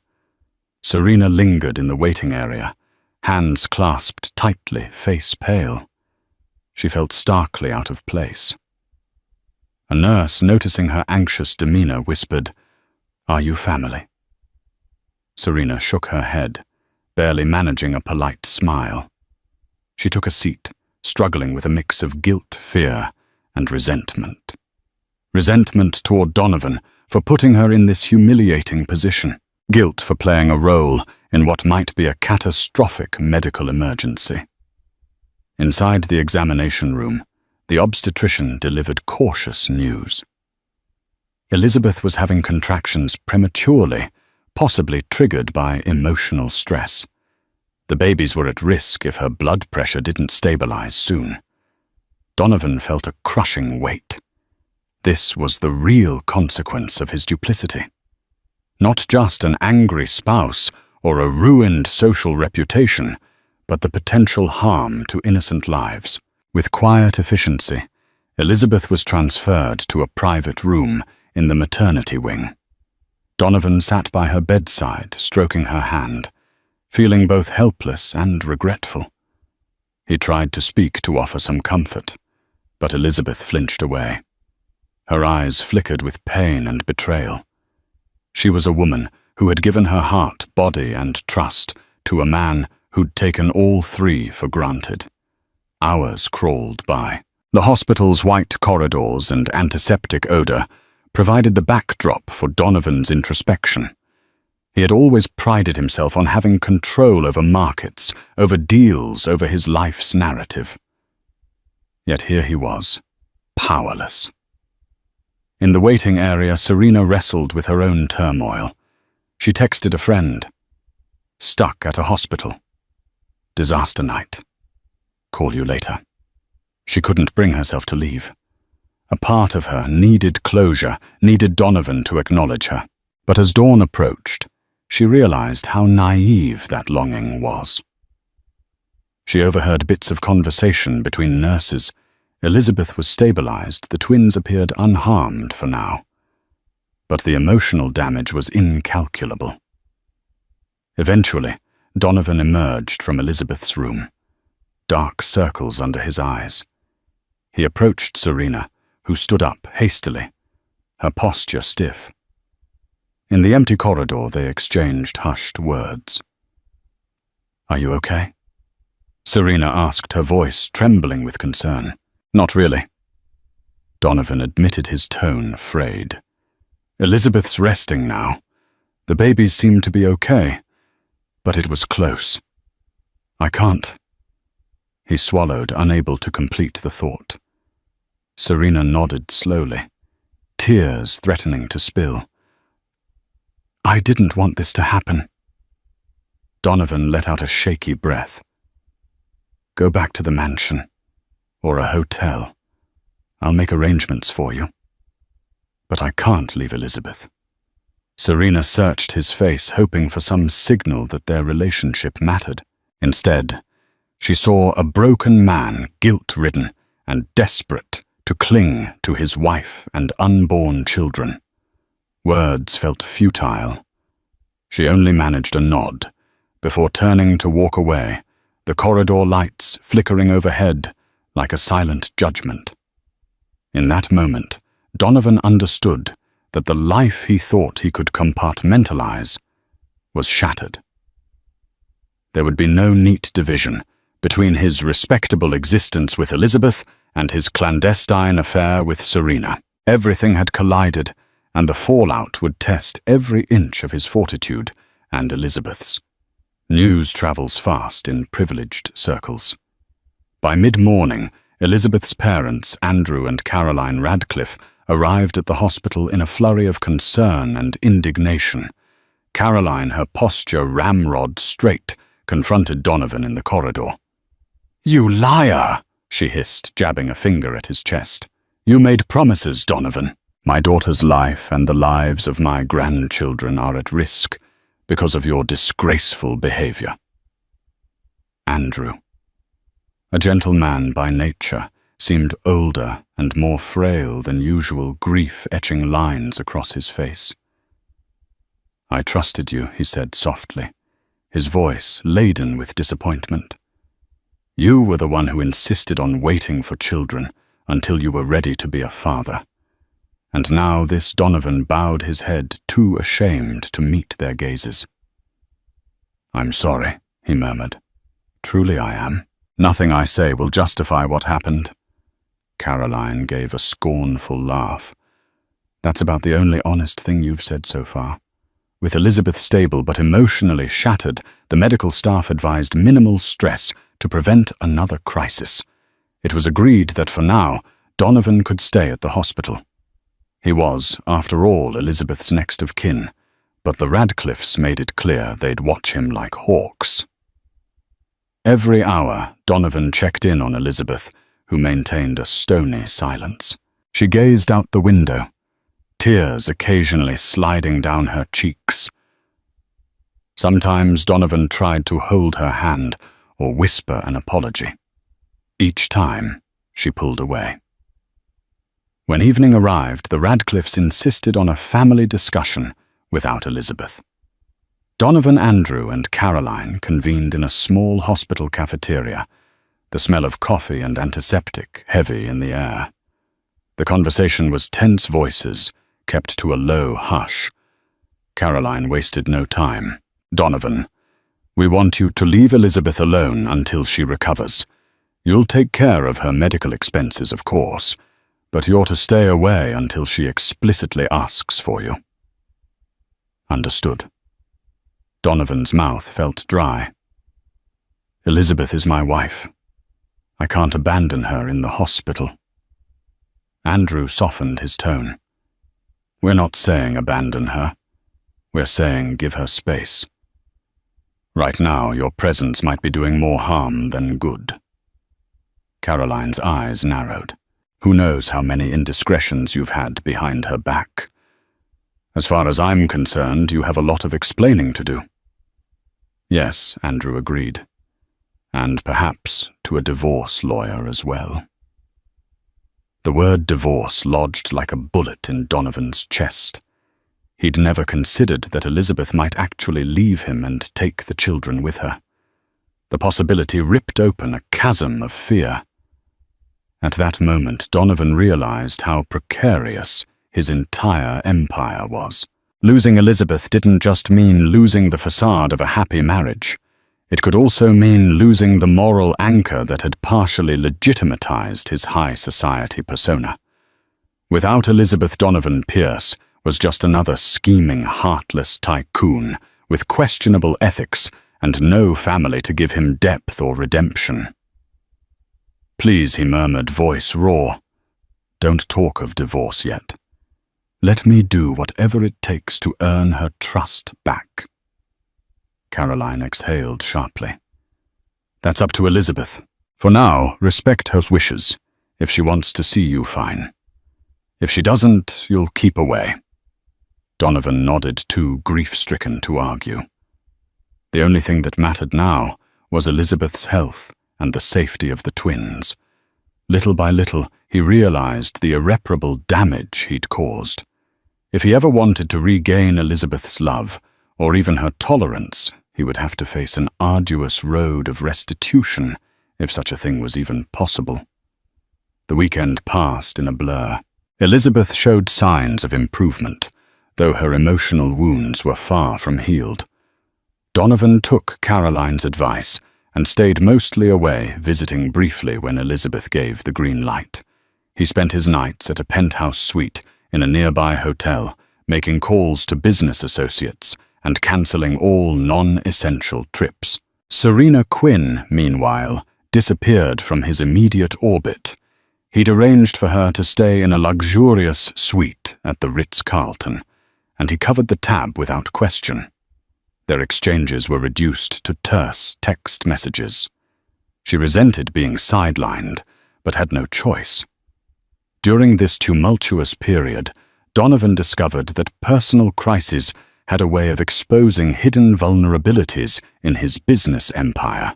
A damaging rumor circulated that he was stepping away from Pierce Capital Management due to family issues. Boards of directors, already anxious about market fluctuations, began to question the stability of Donovan's leadership. Some clients hinted they might shift their funds elsewhere if Donovan couldn't personally oversee their accounts.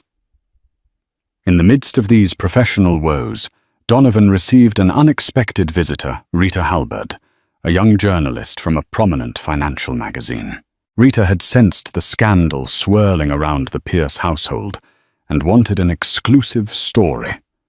She cornered Donovan in the hospital lobby, a polite but determined expression on her face. "Mr. Pierce, I'm so sorry to bother you at this difficult time." She began pressing the record button on her phone. "But rumors are circulating about trouble in your personal life affecting your company. Is there any comment you'd like to make?" Donovan forced a composed smile. "I don't discuss personal matters with the press, Miss Halberd. My family is my priority right now. Pierce Capital Management remains fully operational." Rita persisted.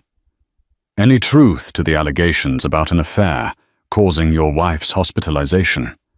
His jaw clenched. No comment. When a security guard intervened, escorting Rita away, Donovan felt a jolt of dread. Despite his best attempts to keep the scandal under wraps, the story was leaking. He later discovered that paparazzi photos of him and Serena in Monte Carlo had been making rounds online, fueling speculation. The worst part was that Elizabeth's heartbreak was now tabloid fodder. Back at Beauclair Mansion, Elizabeth returned to recuperate under medical supervision. Her parents insisted on staying with her, but she also had some quiet moments to reflect. Late one afternoon, Elizabeth found her way to a seldom-used drawing room, lined with dusty oil paintings of the estate's previous owners. There she sank into a velvet armchair, a cup of chamomile tea in hand. Her mind replayed the last few days, the confrontation, the hospital, scare, the taste of betrayal. She recalled times when Donovan had been tender and loving, such as the night he proposed. He had taken her to a small island off the coast of Croatia, where they strolled along a moonlit beach. He promised her a life of wonder and fulfillment. Now those sweet memories clashed with the stinging reality of his infidelity. She wondered if she had been naive, ignoring subtle warning signs all along. The late-night calls, the new cologne that smelled nothing like Donovan's usual preference, the random missing hours he could never fully explain. Perhaps she should have confronted him sooner. Perhaps she should have demanded he slow down, focus on their marriage, before it was too late. But regrets, she realized, could never undo the present. In a small burst of determination, Elizabeth pressed a hand against her belly. The twins moved gently, as if sensing her emotions. She whispered, "We'll be okay. With or without him, we'll make it." For all her heartbreak, Elizabeth realized she wasn't powerless. She had the children to think about, and her own dignity. If Donovan thought he could just walk in and out of their lives at will, he was mistaken. Serena Quinn, temporarily sequestered in the Ritz-Carlton, found that the novelty of plush robes and room service quickly waned when tethered to a scandal.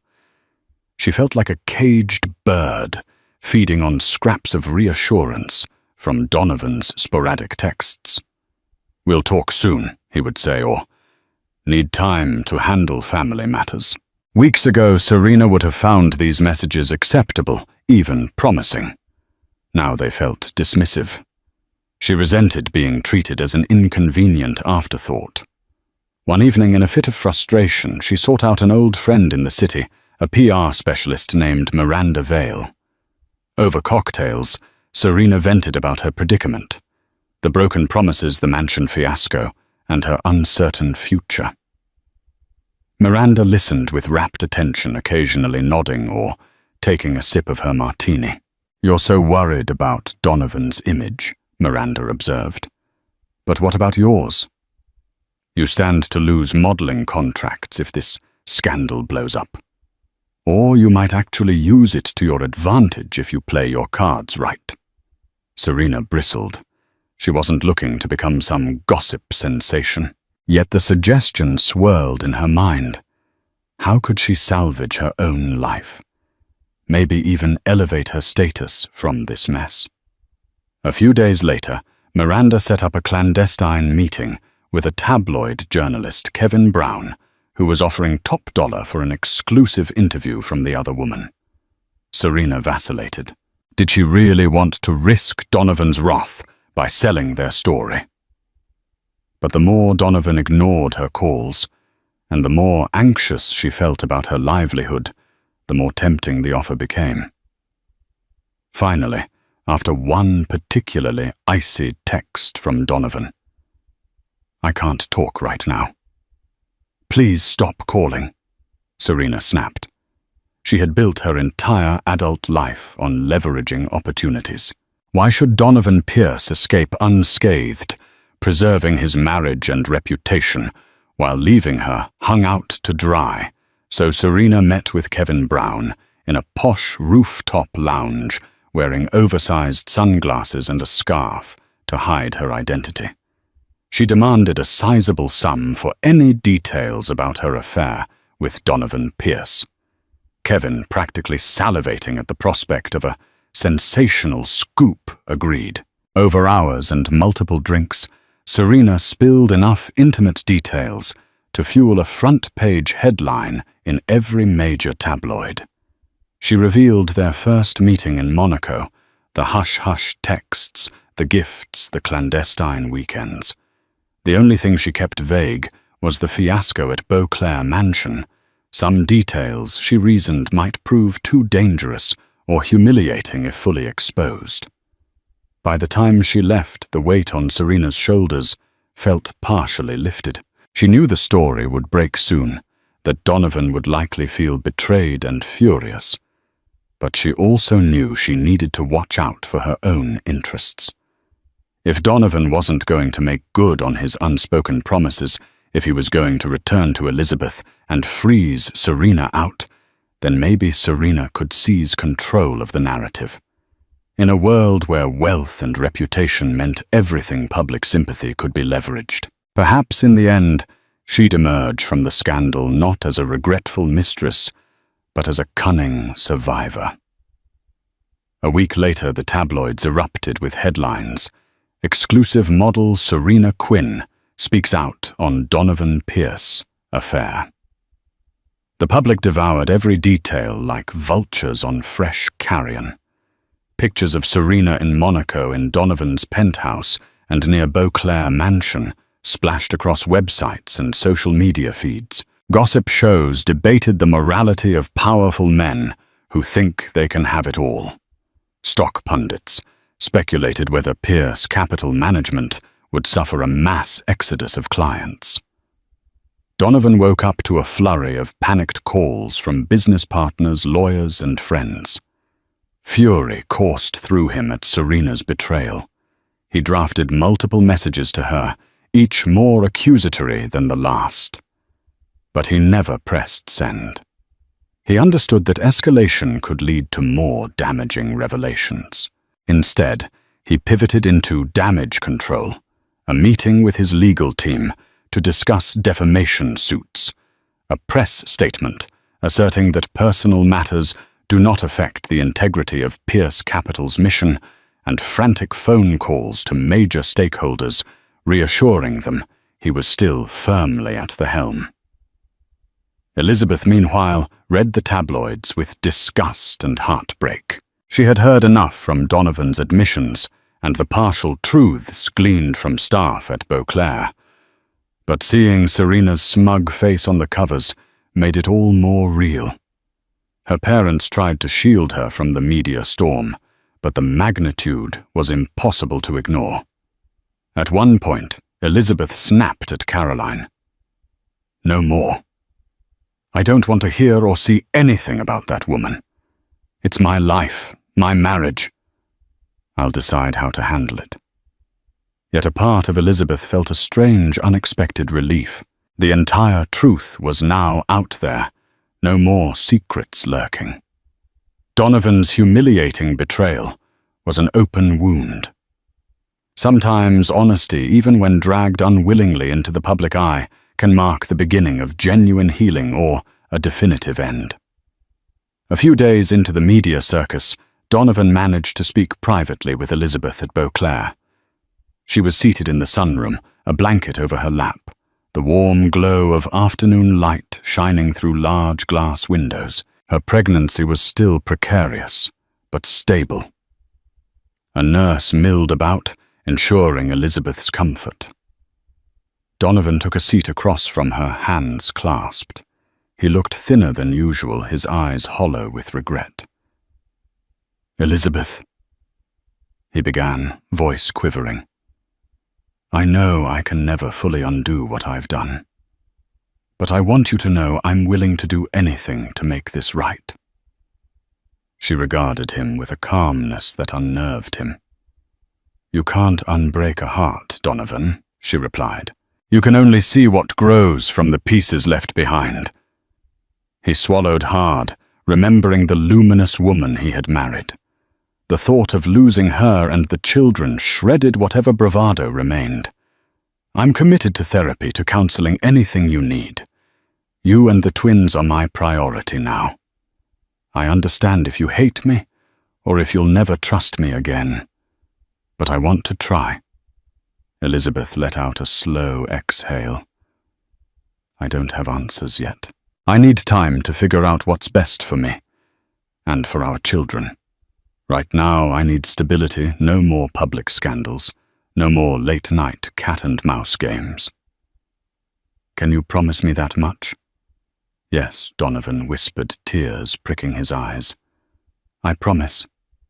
Elizabeth nodded. "Then give me space. Provide what I need for the babies and me. Maybe in time we'll see if there's anything left of this marriage to salvage." Donovan rose to leave, feeling the smallest glimmer of hope. He bent down gently, kissed Elizabeth's forehead. She didn't resist, but neither did she reciprocate. He walked away with a reverent hush in his chest, determined to do better, uncertain if redemption was truly within reach. The next several months were a crucible of transformation for everyone involved. Elizabeth stayed at Beauclair Mansion, supported by private nurses and her parents.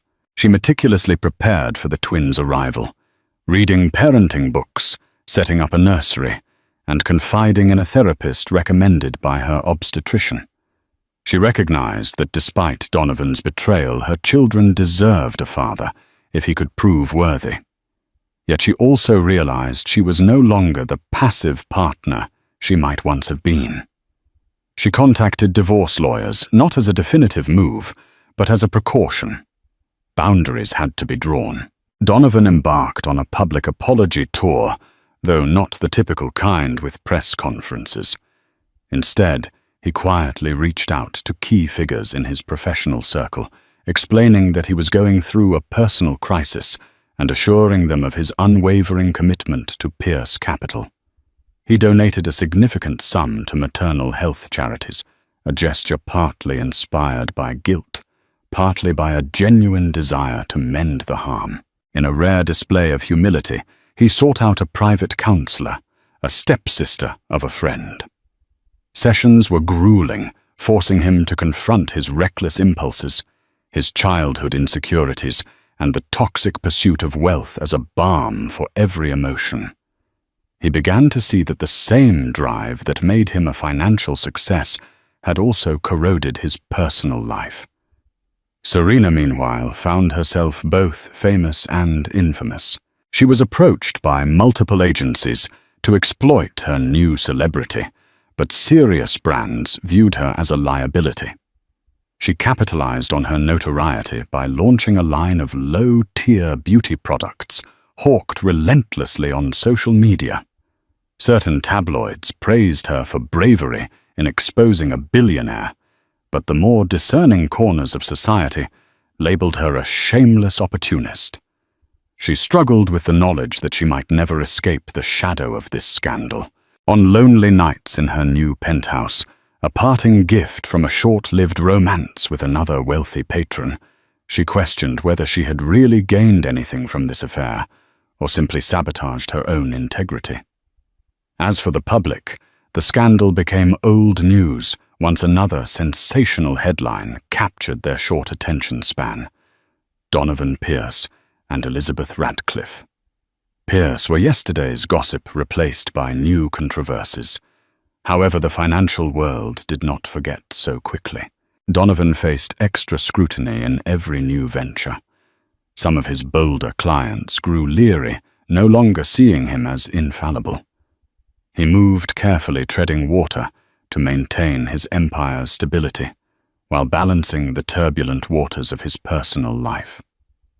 On a chilly December evening, months after the scandal first broke, Elizabeth went into labor. The staff at Beauclair hustled, calling the doctor and preparing to take her to the hospital. Donovan, who was in Manhattan finalizing a major business deal, was alerted immediately. Without hesitation, he dropped everything. He had a private helicopter on standby for emergencies, and this was certainly one. Within an hour, Donovan arrived at the hospital breathless and terrified. He found Elizabeth already in the delivery room, her face contorted with pain, her parents at her side. She spotted Donovan, and a fleeting look of relief crossed her features before another contraction seized her. All through the grueling hours, Donovan held Elizabeth's hand. Each time she cried out, he whispered words of encouragement, telling her how strong she was, how close they were to finally holding their children. If she bore any lingering resentment, it was eclipsed by the primal, overwhelming task of giving birth. At precisely 2:14 a.m., the first baby emerged a boy with tiny flailing limbs and a robust cry. The doctor smiled. "He's healthy," she announced, placing the newborn on Elizabeth's chest. A minute later, his twin sister followed, smaller, but equally vocal about her entrance into the world. Donovan was unable to contain his tears as he beheld his children for the first time. He kissed Elizabeth's forehead, flooding with gratitude, regret, and awe all at once. Elizabeth turned to look at him, tears in her own eyes, and gave a single nod of acknowledgement. It was too soon to say if forgiveness was in the cards, but at that moment they were bound by the pure miracle of these new lives. In the weeks following the twins' birth, a cautious détente settled over Beauclair Mansion. Elizabeth allowed Donovan to stay in a guest suite. He took paternal leave from Pierce Capital, focusing on midnight feedings, diaper changes, and singing lullabies. The cracks in their relationship remained, but caring for their infants forged a tenuous bridge. The twins, named Alexander and Amelia, became the center of everyone's world. Donovan discovered that holding these fragile beings in his arms gave him a sense of purpose far beyond financial gain. Some nights he'd find Elizabeth gazing at him, a flicker of surprise in her eyes at how dedicated a father he'd become. Other nights, tensions rose particularly when the memory of his betrayal loomed. But the babies acted as a balm, reminding both parents that they had two tiny reasons to try. Elizabeth's parents helped, but eventually they returned to their own estate, trusting that Elizabeth was strong enough now to stand on her own. A wave of quiet negotiations began between Elizabeth's legal team and Donovan's lawyers' discussions about trusts for the children, potential separation agreements, property, settlements. Yet Elizabeth remained non-committal about a final decision. She sought more clarity on Donovan's sincerity before making her choice. At times, Donovan found himself on the edge of losing patience. He wanted redemption, wanted Elizabeth to declare that they could fully reconcile. But each time he felt that eagerness, he reminded himself that trust once shattered cannot be hastily mended. He forced himself to give Elizabeth space to keep proving day by day that he could be the man she and their children deserved. And so life took on a quiet rhythm.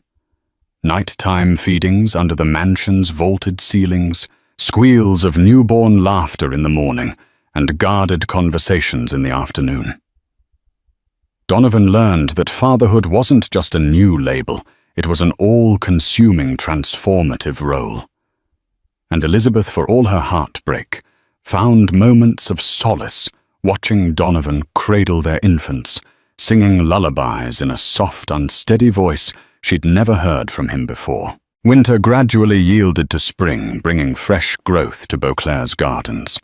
Sunlight filtered through newly budded branches, and the estate's fountain sparkled under warmer skies.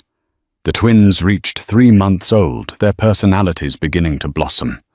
Alexander was feisty, always squirming, while Amelia was calmer, observing the world with large, curious eyes. One afternoon, after putting the twins down for a nap, Donovan and Elizabeth found themselves alone in the mansion's reading room. The subdued light cast gentle shadows on the library shelves. It was the first time in weeks they'd had a private moment uninterrupted by crying babies or house staff. Elizabeth studied Donovan for a long moment. "I've seen a change in you," she said quietly. He felt his chest tighten. "I've never been more serious about anything. These months with the twins with you, they've shown me what really matters." Elizabeth pressed her lips together, tears threatening to surface. "I don't trust you fully yet," she admitted, voice trembling. "But I see you trying. And I care that our children have a real family." Donovan reached for her hand. She allowed him to take it this time, though her grip was tentative. "I love you," he said with fervor. "I always have in my own flawed way." She closed her eyes, letting tears slip through. In that vulnerable moment, Elizabeth acknowledged that despite the immense pain Donovan had caused, she still loved him too. Love wasn't a neat equation. It was messy, painful, beautiful, and worth fighting for sometimes. No magical instant of absolute forgiveness followed. Instead, they shared a deep, trembling embrace. Perhaps it was the start of building anew, or maybe a final farewell. But for that moment, it was enough to close the distance that had been tearing them apart. Over time, marriage counseling sessions were arranged. Trust exercises, honest conversations, and raw confessions filled many evenings. Donovan penned a heartfelt letter to Elizabeth, acknowledging every lie and vow he had broken. Elizabeth read it through tears, then wrote a response describing her own fears and disappointments. Though the future remained uncertain, both were willing to try. For the sake of the twins, for the sake of their own hearts, they forged ahead, cautious, hopeful, and forever changed. Months passed gradually, healing old wounds, though scars lingered. Donovan and Elizabeth decided to continue living at Beauclair, turning it into a sanctuary rather than a battlefield. The staff treated Donovan with polite reserve, aware of the rift in the household, but also noticing the genuine effort he invested in fatherhood. Serena Quinn drifted to the periphery of their lives. She launched a small cosmetics brand online, capitalizing on her short-lived tabloid fame, but her presence receded from major headlines. Donovan never reached out to her, and she, sensing no benefit to further contact, eventually moved on to new opportunities. Rumors linked her to an international art dealer, but the story never garnered much attention. In time, the media found fresh scandals to chase. Donovan's public persona stabilized as he demonstrated consistent leadership in his company, all the while making philanthropic gestures, no doubt influenced by Elizabeth's passions. Some cynics claimed he was simply buying redemption, but those closer to him sensed that fatherhood and near loss had sparked a more meaningful shift. Elizabeth remained cautious. Though she allowed Donovan back into her bed, she set firm boundaries about honesty and transparency.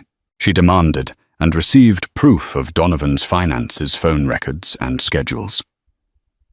Some nights, guilt gnawed at Donovan. He realized how easily he used to lie and manipulate. Now each day of truth felt like a small victory. In the hush of dawn, Donovan often rose to check on Alexander and Amelia. He found solace in their innocent breathing, their tiny bodies nestled securely in cribs. As he watched them, he whispered apologies for his past and promises for their future. Each promise was a vow to be better, a father they could respect, a husband Elizabeth could count on. Exactly 1 year after Donovan's fateful return to Beauclair, with Serena in tow, Elizabeth woke before sunrise. She gazed at Donovan sleeping beside her, his hair disheveled, his face peaceful in slumber. She slipped out of bed and tiptoed to the twins' nursery. Sunlight broke over the horizon, illuminating Alexander's curious expression and Amelia's gentle coos. Elizabeth scooped them into her arms, one on each hip, and felt a rush of gratitude so strong it nearly overwhelmed her. Shortly after, Donovan entered, rubbing sleep from his eyes. "Morning," he said softly, placing a tender kiss on each baby's forehead.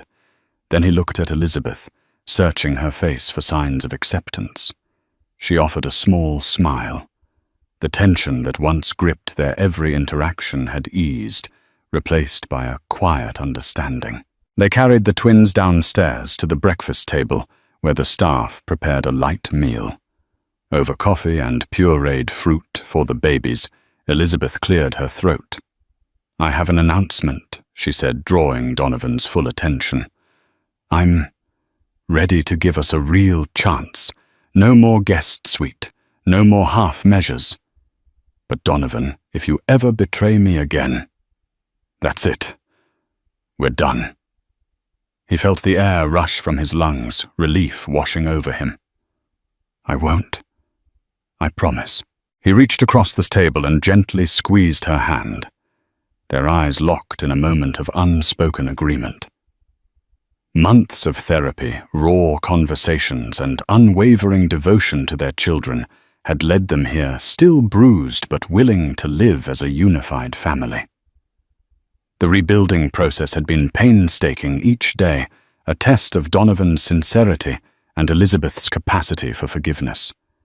In that single instant, they both chose hope over resentment, a future over a fractured past. From the brink of a devastating split to a fragile but genuine renewal, Donovan and Elizabeth's journey reminds us that no life is beyond repair, even in the face of betrayal, heartbreak, and public scandal.